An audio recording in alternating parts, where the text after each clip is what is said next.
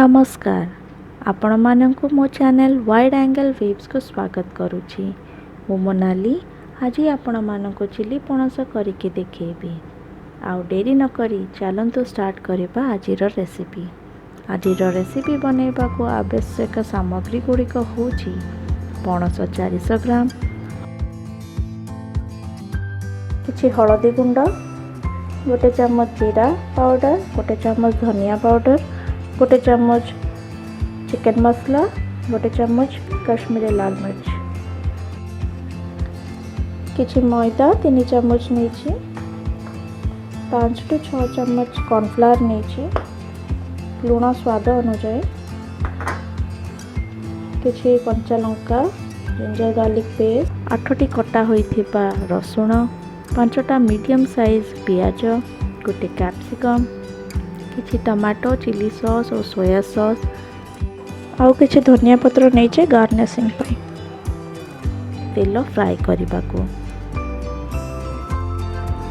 आसतु एबे आमे चिली पणस बनैबा। प्रथमे गैस ऑन करी सेतिरे गोटे कड़ाई बसैबा, आउ सेतिरे 1.5 ग्लास पानी पके देबा। सेतिरे टिके हळदी गुंड और लूण पकेबा, आउ पणस को टिके समय पर सिझे देबा। अति कम रे 3 मिनिट पर सिझेबा। पणस सिझी गला परे ताकू छाणी गोटे खोला बाउल रे रखी देबा। एबे सेथिरे जो गुंड आमे सब काढ़ी के रखी दिले से सब को पके मिक्स करे देबा। आधरे टिके कॉर्नफ्लोर दबा,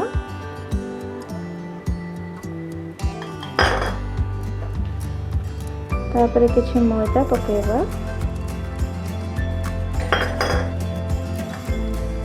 टिके लूण पकेबा, तापर एटा को मिक्स करेबा।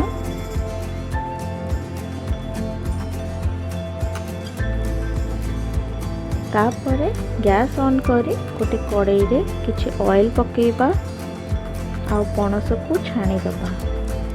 सेमिति करी सब पणस को छाणी दबा।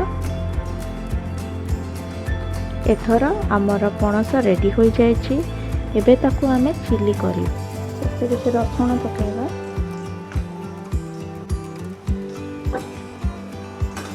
फ्राई करदेबा।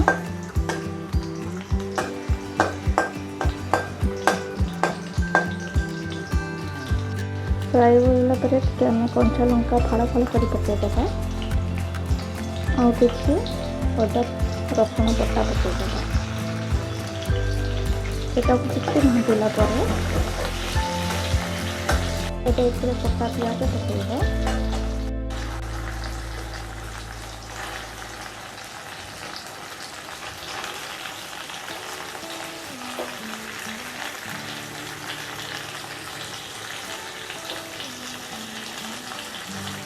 प्याज टिके फ्राई हो आसले आमे एथिरे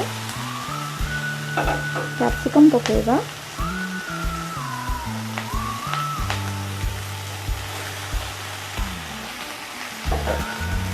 तापर एथिरे स्वाद अनुसार लूण पकेबे। मैं पाखी 1/2 चम्मच लूण पकेछि। मैगी मसला पकेदेबे।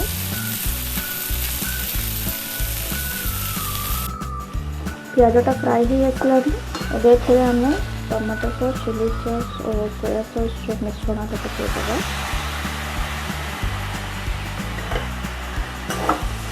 टिके फ्राई करके नेक्स्ट पणस पकेबा। पणस पकेकि एबे ताको मिक्स करदेबा। मिक्स हो गला परे एथे टिके 1/2 कप पानी पकेदेबा ताकि पणस पूरा भल से जरी जीव। आम चिली पणस रेडी हो जाइए। देखते केते जूसी टाइप अच्छी। एथे आम ये धनिया पत्र पकईकि सर्व करवा। गैस बंद करदे।